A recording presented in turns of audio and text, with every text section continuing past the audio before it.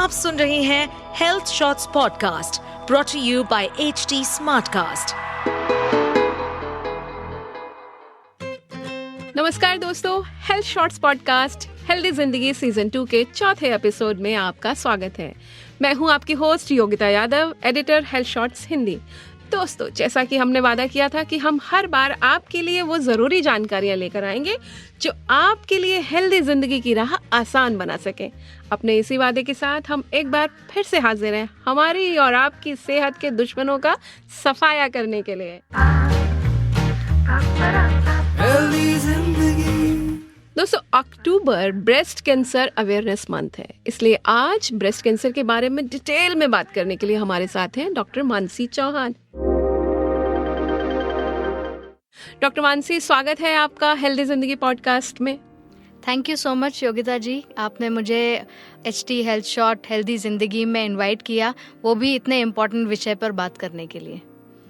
Doctor Mansi Chauhan surgical oncologist हैं और पिछले 1 दशक से भी ज़्यादा समय से ब्रेस्ट कैंसर के उपचार और जागरूकता के लिए काम कर रही हैं। डॉक्टर मानसी की अपनी जर्नी भी बहुत अमेजिंग रही है। मध्य प्रदेश के आदिवासी इलाके से लेकर विदेशों तक जहाँ जहाँ भी उन्हें मौका मिला, उन्होंने ब्रेस्ट कैंसर के उपचार के लिए काम किया। इन दिनों वे CK बिरला हॉस्पिटल गुरुग्राम के साथ काम कर रहे हैं। ब्रेस्ट कैंसर महिलाओं की एक बड़ी आबादी के नुकसान का कारण बन रहा है। दुनिया का कोई भी देश अब इससे बचा नहीं है। 2020 तक के WHO के आंकड़ों पर नजर डालें तो दुनिया भर में 2.3 मिलियन महिलाएं स्तन कैंसर से पीड़ित थीं, जिनमें से 6,85,000 महिलाओं को इस घातक कैंसर के कारण अपनी जान गंवानी पड़ी। भारत में 27% से ज्यादा महिलाएं स्तन कैंसर की शिकार हो रही हैं, मगर ऐसा नहीं है कि इसका उपचार नहीं किया जा सकता। महिमा चौधरी, ताहिरा कश्यप खुराना, ये वे नाम हैं जिन्होंने न केवल ब्रेस्ट कैंसर को हराया बल्कि इसके बारे में जागरूकता के लिए भी काम किया। जबकि एंजेलिना जॉली को हम इसलिए जानते हैं क्योंकि उनकी फैमिली हिस्ट्री में ब्रेस्ट कैंसर था और उससे बचाव के लिए उन्होंने अपने ब्रेस्ट रिमूव करवा दिए। तो इसका उपचार कैसे हो, इसे जानने का सबसे पहला जो पड़ाव है, मुझे ऐसा लगता है वो हो सकता है कि हम इसके पहले कारण जानें। मैं डॉक्टर मानसी से गुजारिश करूंगी कि वो बताएं कि क्या कारण है जो ब्रेस्ट कैंसर इतनी तेजी से बढ़ रहा है। ब्रेस्ट कैंसर में अधिकतर लोगों को लगता है कि ये फैमिली हिस्ट्री या जेनेटिक प्रॉब्लम होने की वजह से होता है, जबकि सिर्फ 10 से 15% जो ब्रेस्ट कैंसर हैं वो हेरिडिटरी या फेमिलियल या जेनेटिक रीजंस की वजह से होते हैं, जो कि फॉल्टी जीन्स आपके आगे कैरी फॉरवर्ड हुए हैं उसकी वजह से हो रहे हैं।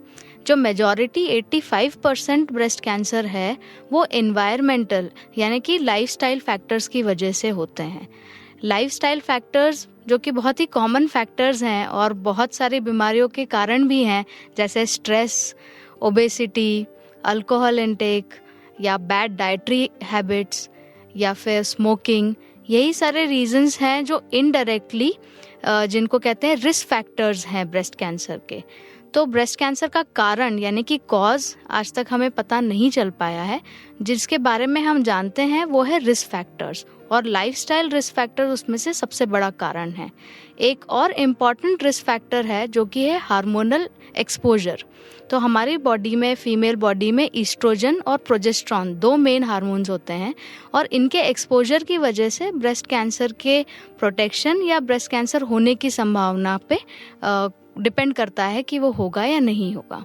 ईस्ट्रोजन एक ऐसा हार्मोन है जो कि सेल ग्रोथ को प्रमोट करता है, और ये इसका एक्सपोजर बढ़ता है जब फर्टाइल पीरियड फीमेल का ज़्यादा होता है, यानी पीरियड स्टार्ट होने की एज कम हो और मेनोपॉज की एज लेटर हो, तो उतने टाइम तक वो ईस्ट्रोजन का एक्सपोजर होता रहता है। सिमिलरली प्रोजेस्टेरॉन ऐसा हार्मोन है जो प्रेगनेंसी में या ब्रेस्ट फीडिंग में बढ़ता है, और इसका इफेक्ट ब्रेस्ट कैंसर के लिए प्रोटेक्टिव होता है। तो टाइमली प्रेगनेंसी करना या ब्रेस्ट फीडिंग करना ये एक तरीके से प्रोटेक्टिव इफेक्ट लाता है ब्रेस्ट कैंसर के अगेंस्ट में। डॉक्टर साहब, हमने बहुत बार ऐसा सुना है, आपने भी इस बात को दोबारा दोहराया कि ब्रेस्ट फीडिंग बचा सकती है आपको ब्रेस्ट कैंसर से, लेकिन इसका कोई रेशो तय है क्या? क्योंकि अब जो हमारा लाइफस्टाइल है उसमें बच्चे भी उतने नहीं हैं, ब्रेस्ट फीडिंग का टाइम भी उतना ज़्यादा नहीं है, वर्किंग फीमेल्स हैं, और जो वर्किंग विमेन है वो तो बहुत ज़्यादा पंप से ब्रेस्ट फीडिंग भी करती हैं। तो ये सब चीज़ें क्या इसके रिस्क को और बढ़ा रही हैं? जब हम ब्रेस्ट फीडिंग प्रोटेक्टिव इफेक्ट है ब्रेस्ट कैंसर के लिए, इसके बारे में बात करते हैं, तो वो क्यों है उसको थोड़ा सा सेलुलर लेवल पे समझना होगा कि ब्रेस्ट जो ऑर्गन है ये मिल्क प्रोडक्शन के लिए ऑर्गन है, और जब मिल्क प्रोडक्शन होता है, लैक्टेशन कहते हैं जिसको, तो एक टर्मिनल मैचुरेशन, मतलब वो जो ग्लैंड है ब्रेस्ट का, उसका एक terminal stage of cellular maturation हो जाता है जो प्रोटेक्शन करता है आगे कैंसर होने में। लेकिन क्या ये 100% प्रोटेक्टिव है? अगर ब्रेस्ट फीडिंग कर दिया है तो क्या नहीं होगा?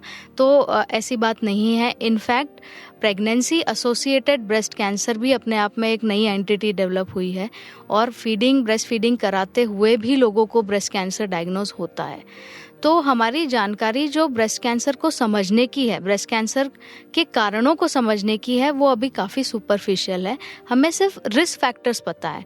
तो हमारे हाथ में जो मॉडिफाइबल फैक्टर्स है, जिनके बारे में हम कुछ कर सकते हैं, वो फैक्टर्स हैं, और कुछ फैक्टर्स ऐसे हैं जो नॉन मॉडिफाइबल है, जिनके बारे में हम कुछ नहीं कर सकते, इस रिस्क के साथ ही हम हैं।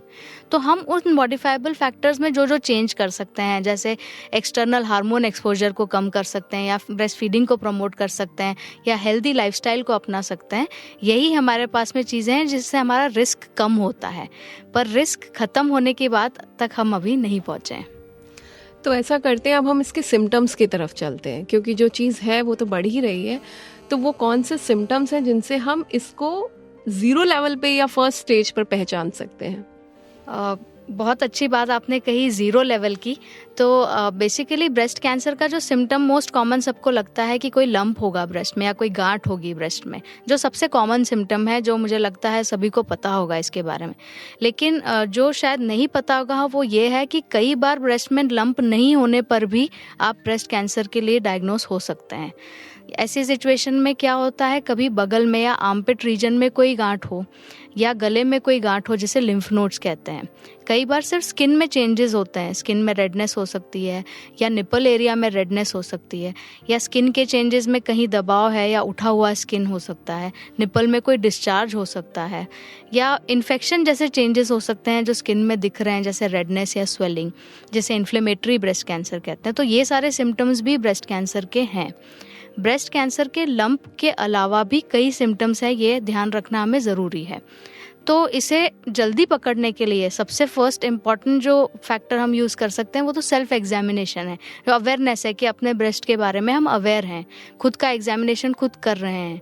सेकेंड जो मोस्ट इम्पॉर्टेंट फैक्टर है वो है स्क्रीनिंग। स्क्रीनिंग का, ब्रेस्ट स्क्रीनिंग, कई बार लोगों ने सुना होगा कि ब्रेस्ट स्क्रीनिंग करना चाहिए। तो स्क्रीनिंग वर्ड का मतलब ये होता है कि जिस महिला को कोई सिम्टम नहीं है वो भी अपना चेकअप जाके कराए कि कहीं मुझे ब्रेस्ट कैंसर तो नहीं है। कोई सिम्टम ना होने के बावजूद जब हम टेस्टिंग करते हैं उसको स्क्रीनिंग कहते हैं।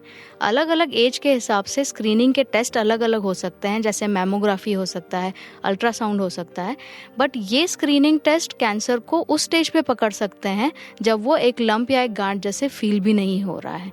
इसको स्टेज 0 हम कहते हैं। डॉक्टर साहब, आपने ना स्किन के बारे में कुछ कहा कि स्किन में रेडनेस आएगी या उभरा हुआ स्किन होगा। ये ब्रेस्ट एरिया में होगा या किसी और जगह पर भी स्किन में ये बदलाव हो सकते हैं?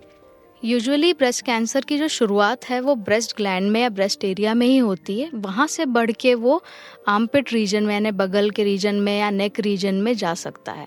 तो जो पहले सिम्टम्स आते हैं वो यूजुअली ब्रेस्ट या बगल के रीजन में ही आते हैं।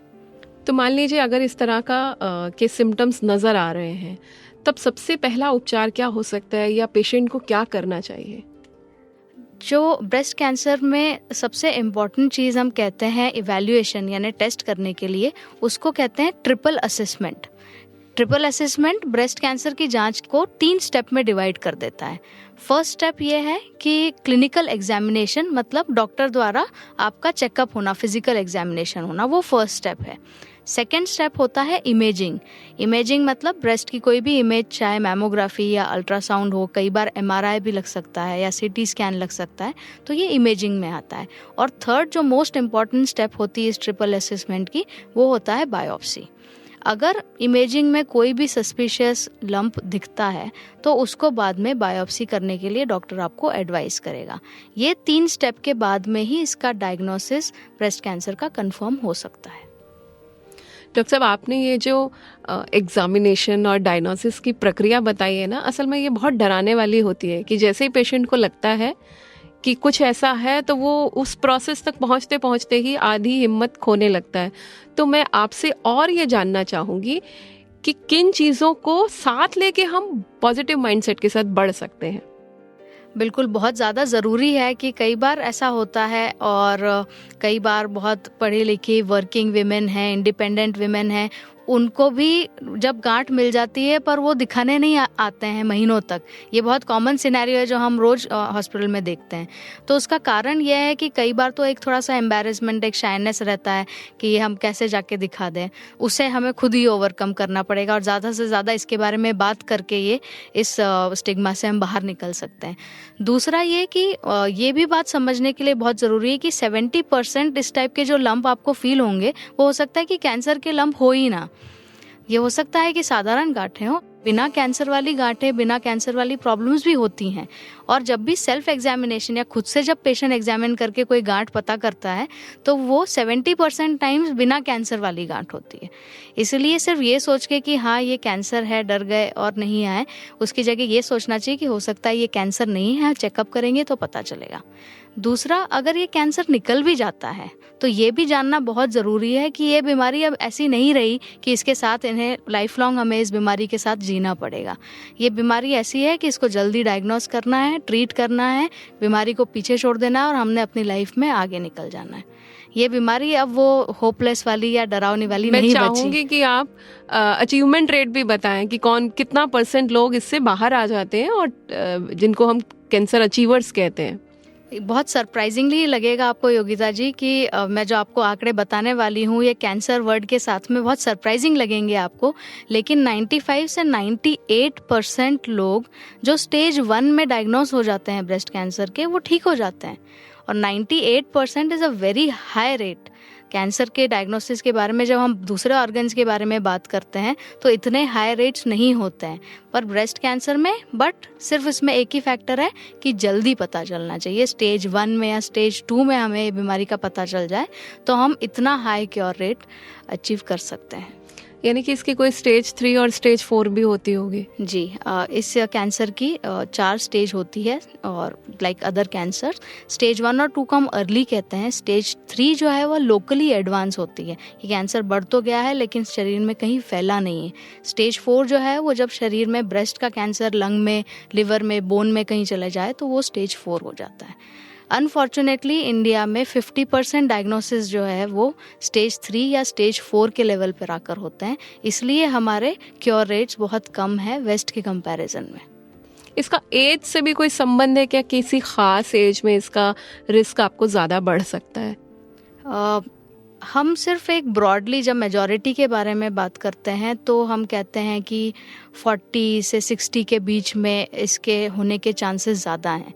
लेकिन क्या 40 से कम एज में कैंसर नहीं हो सकता? तो ऐसा नहीं है। In fact in India younger women को ज़्यादा ये कैंसर हो रहा है। हमारा जो डेटा, इंडियन डेटा कहता है उसमें हमारे इंडियन विमेन यंग एज पे उनको कैंसर हो रहा है। और आप बिलीव नहीं करेंगे, हमने 22-21 ईयर की कॉलेज गोइंग लड़की को भी ब्रेस्ट कैंसर डायग्नोस करके और ट्रीट किया है। इसलिए इसका कोई लोअर लिमिट कट ऑफ नहीं हो सकता है। मेरा सजेशन ये है कि 18 साल की उम्र के बाद ही लोगों को अपना सेल्फ एग्जामिनेशन शुरू कर देना चाहिए, क्योंकि उसके बाद आप समझ सकते हैं इस प्रॉब्लम की गंभीरता को। बट कोई लोअर एज लिमिट नहीं है इसकी। स्क्रीनिंग के लिए जो गाइडलाइंस हैं वो ये कहती हैं कि 40 के बाद आपको मैमोग्राफी करनी चाहिए, लेकिन जो फीमेल्स जिनको हम अभी भी ट्रीट कर रहे हैं 30 साल की, 33 ईयर्स की, इन सब लोगों तो स्क्रीनिंग गाइडलाइंस में फिट ही नहीं हो रहे हैं। इसीलिए अपना सेल्फ एग्जामिनेशन तो हमें एज अर्ली एज पॉसिबल शुरू करना है। कोई भी सिम्टम होने पे डॉक्टर के पास जाना है और उस एज से रेलेवेंट इन्वेस्टिगेशन करानी है। जैसे अल्ट्रासाउंड है तो 40 से कम की एज में हम अल्ट्रासाउंड कर सकते हैं। एक और स्टिग्मा है ब्रेस्ट कैंसर को लेके कि ज़्यादातर महिलाओं को अभी भी ये लगता है कि उसके बाद उनको ब्रेस्ट रिमूव करवाने पड़ेंगे। इस पर मैं आपसे जानना चाहूँगी कि ये क्या है? मुझे बहुत खुशी हुई योगिता जी कि आपने ये क्वेश्चन पूछा, क्योंकि मेरे ज़्यादातर अवेयरनेस एक्टिविटी में मैं ये क्वेश्चन ज़रूर डालती हूँ और इस मिथ को हमेशा डीबंक करना चाहती हूँ कि आज से 50 साल पहले शायद यही एक ट्रीटमेंट या यही एक सर्जिकल ऑप्शन अवेलेबल था ब्रेस्ट कैंसर पेशेंट्स के लिए कि अगर कैंसर हो गया है तो ब्रेस्ट रिमूव ही होगा। लेकिन अब ये सिचुएशन नहीं है।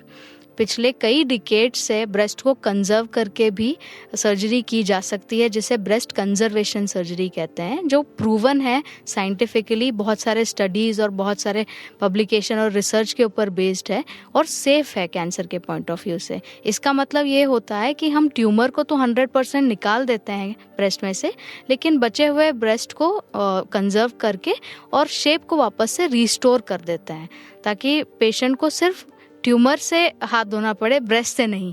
तो इसकी भी अलग अलग टेक्निक्स होती है, प्लास्टिक सर्जरी की टेक्निक्स और कैंसर सर्जरी की टेक्निक्स को मिक्स करके और ये सर्जरी की जाती है, जिसे ऑन्कोप्लास्टी कहते हैं। उसमें हम ट्यूमर भी निकाल देते हैं और ब्रेस्ट को वापस से रिस्टोर भी कर देते हैं, रिकंस्ट्रक्ट कर देते हैं, उसका शेप वापस से बना देते हैं। और भारत में ये उपलब्ध है?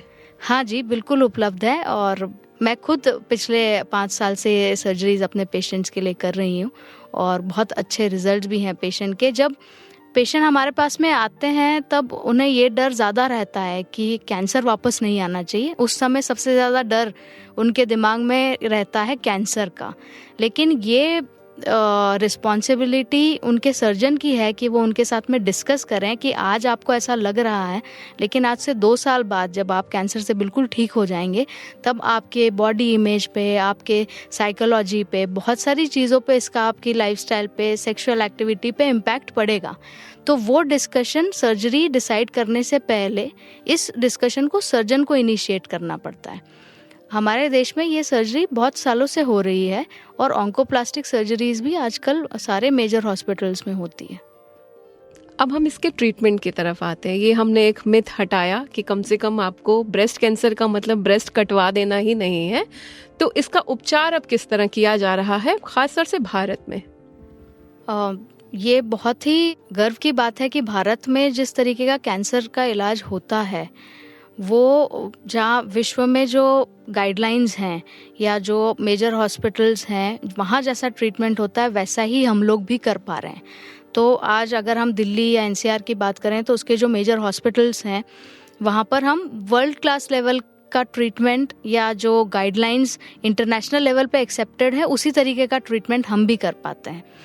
तो ये हमारे लिए एक प्राउड फीलिंग है कि क्योंकि कई सारी ऐसी कंट्रीज़ हैं, जैसा आप बता रहे थे, मैं थोड़ा अंडर डेवलप कंट्रीज़ में भी जाती हूँ, तो वो जो डेवलपिंग या अंडर डेवलप कंट्रीज़ हैं उनके पास कोई ऑप्शन नहीं है। उन्हें अगर कैंसर डिटेक्ट हो गया, डायग्नोस हो गया, तो कहीं और जाकर ही ट्रीटमेंट करा लेना पड़ता है। लेकिन ये हमारे देश में सारा कैंसर का इलाज, जो बेस्ट इलाज है, वो सारा पॉसिबल है। इस इलाज को, इस बीमारी को अब हम बहुत ही जेनेटिक लेवल पे समझ चुके हैं। तो अब ब्रेस्ट कैंसर सिर्फ एक डायग्नोसिस नहीं है, उसको अलग अलग जीन पे, जेनेटिक या मॉलिक्यूलर लेवल पे समझ के और उसका बहुत प्रिसाइज टारगेटेड इलाज अब पॉसिबल है। एक और चीज़ है ट्रीटमेंट के दौरान जो बार बार आती है, जिसका नाम लिया जाता है, वो है कीमोथेरेपी। और कीमोथेरेपी के जो साइड इफ़ेक्ट्स हैं उसको लेकर भी बहुत डर रहता है। तो क्या हर ब्रेस्ट कैंसर के ट्रीटमेंट के लिए हमें कीमोथेरेपी इस्तेमाल ही करनी पड़ेगी? तो ब्रेस्ट कैंसर का जो इलाज है वो सिर्फ एक डॉक्टर का इलाज नहीं है। इसमें एक पूरी कॉम्प्रिहेंसिव टीम होती है, टीम ऑफ डॉक्टर्स ज़रूरी है इसके लिए, जिसमें सर्जन है, इम्पॉर्टेंट एस्पेक्ट है। इसके अलावा जो मेडिकल ऑन्कोलॉजिस्ट हैं, कीमोथेरेपी के डॉक्टर्स हैं, वो होते हैं। रेडिएशन ऑन्कोलॉजिस्ट हैं जो सिकाई के या रेडिएशन के डॉक्टर्स हैं। इसके अलावा जो हमें डायग्नोसिस में हेल्प करते हैं, पैथोलॉजिस्ट हो गए, या न्यूक्लियर मेडिसिन, पेट स्कैन, एक स्पेशल स्कैन होता है कैंसर का, उसके स्पेशलिस्ट होते हैं। और फिर साइकोलॉजिस्ट हो गए, न्यूट्रिशनलिस्ट हो गए, फिजियोथेरेपिस्ट हो गए। ये पूरा एक टीम बनता है और ये टीम मिलके पेशेंट का इलाज करती है, सिर्फ एक डॉक्टर नहीं। हर पेशेंट को इनमें से कुछ कुछ थेरेपीज़ की ज़रूरत पड़ती है या सभी की ज़रूरत पड़ती है, जैसे surgery, chemotherapy, radiation therapy, hormonal therapy, targeted therapy. किस पेशेंट को इसकी ज़रूरत पड़ेगी वो उसके डिजीज़ पे, उसके ट्यूमर के नेचर पे डिपेंड करता है कि वो ट्यूमर की बायोलॉजी क्या है, वो एग्रेसिव फास्ट ग्रोइंग टाइप का ट्यूमर है या स्लो ग्रोइंग टाइप का ट्यूमर है। तो इसको समझने के बाद हम ये थेरेपी उनके लिए डिसाइड कर सकते हैं। जो इंटरेस्टिंग फैक्ट है उसमें वो ये है कि कई सारे ऐसे पेशेंट जो कि हार्मोन पॉजिटिव पेशेंट हैं, स्लो ग्रोइंग जिनकी टाइप के ट्यूमर्स हैं, उसमें कई बार हम कीमोथेरेपी अवॉइड भी कर देते हैं। तो ये पेशेंट्स अगर अर्ली स्टेज में डिटेक्ट हो जाए तो इन पेशेंट्स की कीमोथेरेपी अवॉइड हो सकती है। कीमोथेरेपी के अपने साइड इफ़ेक्ट ज़रूर होते हैं, जिससे ज़्यादातर लोग घबराते हैं कि कीमोथेरेपी के बाद ऐसा हो जाएगा, ये हो जाएगा। लेकिन बालों को लेके बहुत एक इमोशनल अटैचमेंट होता है लोगों का कि बाल भी हमारे कीमोथेरेपी में चले जाएंगे। लेकिन एक बात मैं यहाँ पर स्ट्रेस करना चाहती हूँ, वो ये है कि ये सारे साइड इफ़ेक्ट्स जो हैं ये टेम्परेरी होते हैं। तो जब तक थेरेपी चल रही होती है तब तक ये इफ़ेक्ट्स, साइड इफ़ेक्ट्स रहते हैं। जैसे ही थेरेपी ख़त्म होती है ये सारे रिवर्स हो जाते हैं। तो आज 10 साल पहले जिन पेशेंट्स का मैंने ऑपरेशन किया था, उनको देख के आप नहीं बता सकते कि इनके पहले कभी कीमोथेरेपी के दौरान बाल गए भी होंगे और अब वापस आ गए। तो वो अपनी वापस नॉर्मल लाइफस्टाइल में चले जाते हैं। डॉक्टर साहब, अब यहाँ तक तो हम पहुँच गए ट्रीटमेंट तक। एक सवाल लोगों के मन में रहता है, क्योंकि कुछ ऐसे केसेस भी हमारे सामने आते हैं जहाँ पर ब्रेस्ट कैंसर ट्रीटमेंट के बाद वापस लौट आता है। वो ऐसा क्यों होता है और क्या इसका कोई परमानेंट ट्रीटमेंट उपलब्ध है अभी तक? जब हम ब्रेस्ट कैंसर ट्रीटमेंट के या सक्सेस के बारे में बात करते हैं तो हम सर्वाइवल रेट्स कहते हैं, जो कि 5 ईयर सर्वाइवल रेट होती है। जब हम इसे 95% कहते हैं तो जो 5% हम छोड़ रहे हैं वो पेशेंट्स हैं जिनमें ये बीमारी लौट के वापस आ सकती है। इसीलिए इसका सिर्फ कोई एक इलाज नहीं हो सकता। जैसे हमने सिर्फ सर्जरी करके गांठ निकाल दिया तो अब वापस क्यों आना चाहिए? तो वो वापस नहीं आए इसीलिए हमें कीमोथेरेपी, सिकाई, रेडिएशन थेरेपी, ये सारी चीज़ें करनी होती है। और सारा ट्रीटमेंट करने के बाद भी हम 100% नहीं कहते हैं, 95% कह रहे हैं या 90% कह रहे हैं, क्योंकि वो 10% बीमारी के वापस आने के चांस रहते हैं। ये सेल्स जो डॉर्मेंट या स्लीपिंग सेल हो जाते हैं, जो बॉडी में ब्लड में सर्कुलेशन में रहते हैं और कहीं और जाके लिवर में या लंग में जाके बैठ जाएं और वहाँ दोबारा अकर हो सकते हैं। अगर रिकरेंस हो भी जाता है, रिकरेंस कहते हैं इसको, अगर रिकरेंस हो भी जाता है तो भी वो ट्रीटेबल है। ऐसा नहीं कि अब बीमारी वापस आ गई तो अब हम कुछ नहीं कर सकते।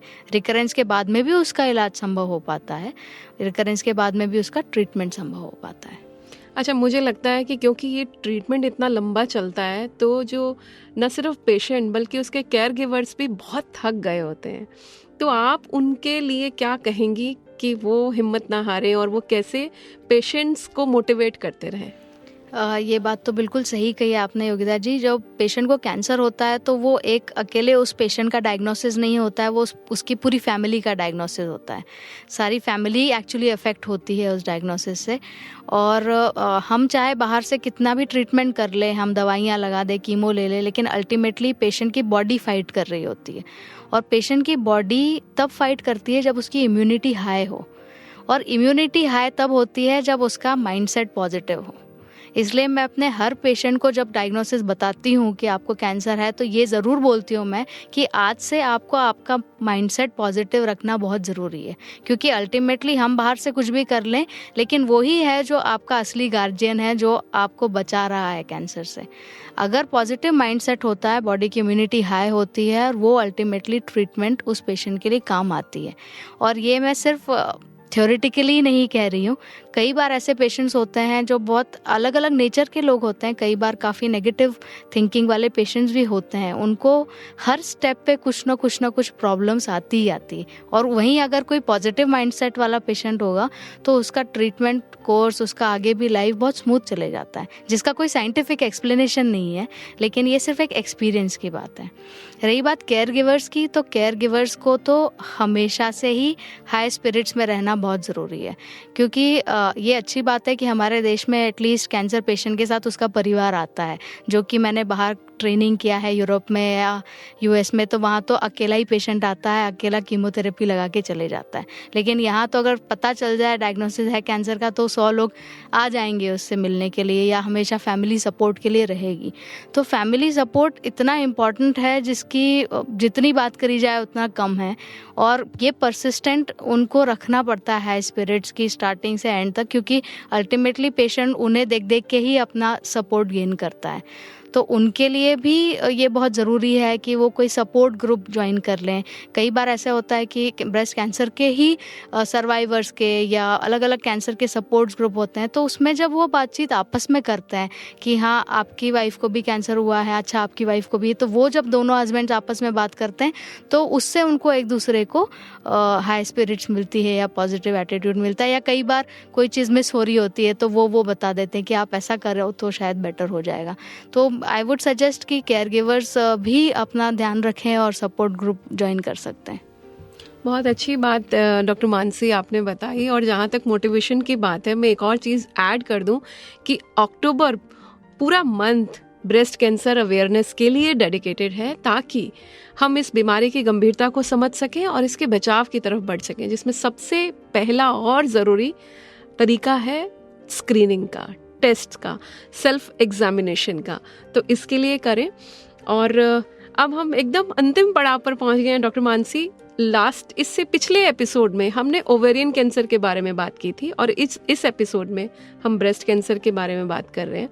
लेकिन मैंने ऐसा पढ़ा है कि कभी कभी ये दोनों इंटरलिंक्ड होते हैं, कि जिसको ओवेरियन कैंसर है उसको ब्रेस्ट कैंसर भी हो सकता है, और जिसे ब्रेस्ट कैंसर है वो ओवेरियन कैंसर भी हो सकता है। तो क्या इसकी कोई वजह है, या कैसे इससे बचा जा सकता है? वेरी इंटरेस्टिंगली, ये जो ब्रेस्ट एंड ओवेरियन कैंसर की जीन होती है, जिसको BRCA या ब्रैका कहते हैं, अगर ये जीन पॉजिटिव है तो उसमें दोनों ब्रेस्ट और ओवरीज दोनों के ही कैंसर होने की संभावना ज़्यादा होती है। ये जो एंजेलिना जोली की जैसे आप बात कर रहे थे, तो उन्होंने ये काफ़ी रेडिकल स्टेप लिया था, क्योंकि वो ये ब्रैका जीन पॉजिटिव थी, तो उन्होंने अपना ब्रेस्ट और ओवरीज दोनों ही रिमूव करवा लिया था। और उसके बाद में ये बहुत ज़्यादा चर्चा में भी आ गया था कि ये क्या जीन है और इसकी वजह से इतना सर्जरी कैसे कर लिया इतनी लीडिंग एक्ट्रेस ने। तो ये जो BRCA1 और 2 जीन है, ये जो मैं 10 से 15% जो जेनेटिक रीजंस ब्रेस्ट कैंसर के बता रही थी उसमें आते हैं। सिमिलरली ओवेरियन कैंसर भी अलग अलग कारणों से हो सकता है, और जेनेटिक भी। जो जेनेटिक रीजंस हैं वो ये फॉल्टी जीन की वजह से हो सकते हैं। क्या ये टेस्ट हमें कराना चाहिए, कैसे पता चलेगा इसके बारे में, तो इसके लिए अपने जो डॉक्टर हैं उनसे आप डिटेल में डिस्कशन करिए कि क्या मुझे जेनेटिक टेस्ट कराना चाहिए, क्या मैं उस कैटेगरी में आ रही हूँ। ये test direct over the counter में जाके कराने वाला टेस्ट नहीं है जो जेनेटिक टेस्ट है। इसके टेस्ट के पहले जेनेटिक काउंसलिंग करना बहुत ज़रूरी है। इस टेस्ट के पॉजिटिव या नेगेटिव होने के क्या इम्प्लीकेशंस हैं, ये जानना बहुत ज़रूरी है। अगर ये पॉजिटिव आ जाता है तो क्या क्या हो सकता है या क्या नहीं हो सकता है, या आने वाली जनरेशन्स के लिए क्या उसमें ध्यान रखने वाली बात है। मेल चाइल्ड हो या फीमेल चाइल्ड हो, दोनों में से किसी को भी ये जीन आगे ट्रांसफ़र हो सकती है। तो पहले जेनेटिक काउंसलिंग, फिर टेस्टिंग। मेल चाइल्ड की बात आई, और ये भी मैंने देखा है कि मेल्स को भी ब्रेस्ट कैंसर हो सकता है। ये भी होता है क्या, या इसका कितना रेट्स रहता है? मेल ब्रेस्ट कैंसर भी पॉसिबल है। ब्रेस्ट ग्लैंड में होने वाला ये कैंसर है, ये बहुत रेयर है as compare to female breast cancer, लेकिन ये पॉसिबल है। और अगर मेल ब्रेस्ट कैंसर है तो इन पेशेंट्स को हमेशा जेनेटिक टेस्ट करना चाहिए, क्योंकि उनका कोई ना कोई जेनेटिक प्रीडिस्पोजिशन या जेनेटिक कारण होना ज़्यादा पॉसिबल है एज कम्पेयर टू फीमेल्स। और अगर फैमिली में किसी को मेल ब्रेस्ट कैंसर की हिस्ट्री है तो उनकी फैमिली को भी अपना जेनेटिक टेस्ट ज़रूर कराना चाहिए। शुक्रिया डॉक्टर मानसी, आपने आज के एपिसोड में ब्रेस्ट कैंसर के बारे में हमें बहुत ज़रूरी जानकारी दी। यकीनन लिसनर्स इस जानकारी का लाभ उठाएंगे और ब्रेस्ट कैंसर के खिलाफ लड़ाई को और तेज बनाएंगे। धन्यवाद आपका योगिता जी, जो आपने इतना इम्पोर्टेंट विषय लिया अपने पॉडकास्ट में और मुझे इनवाइट किया, उसके लिए भी बहुत बहुत शुक्रिया। ये था हमारा आज का एपिसोड। इसे प्रोड्यूस किया है दीक्षा चौरसिया ने और एडिट किया है संजू अब्राहम ने। आपको कैसा लगा हमें ज़रूर बताएं। आप मुझसे कनेक्ट कर सकते हैं yogita.yadav@hindustantimes.com पर। हेल्दी जिंदगी सीजन 2 पॉडकास्ट को शेयर करें अपने दोस्तों और प्रियजनों के साथ, क्योंकि पहला धन निरोगी काया, हेल्थ इज वेल्थ। इस पॉडकास्ट पर अपडेटेड रहने के लिए हमें फॉलो करें @HT Smartcast। हम सारे मेजर सोशल मीडिया प्लेटफॉर्म्स पर मौजूद हैं और ऐसे पॉडकास्ट सुनने के लिए लॉग ऑन टू www.htsmartcast.com।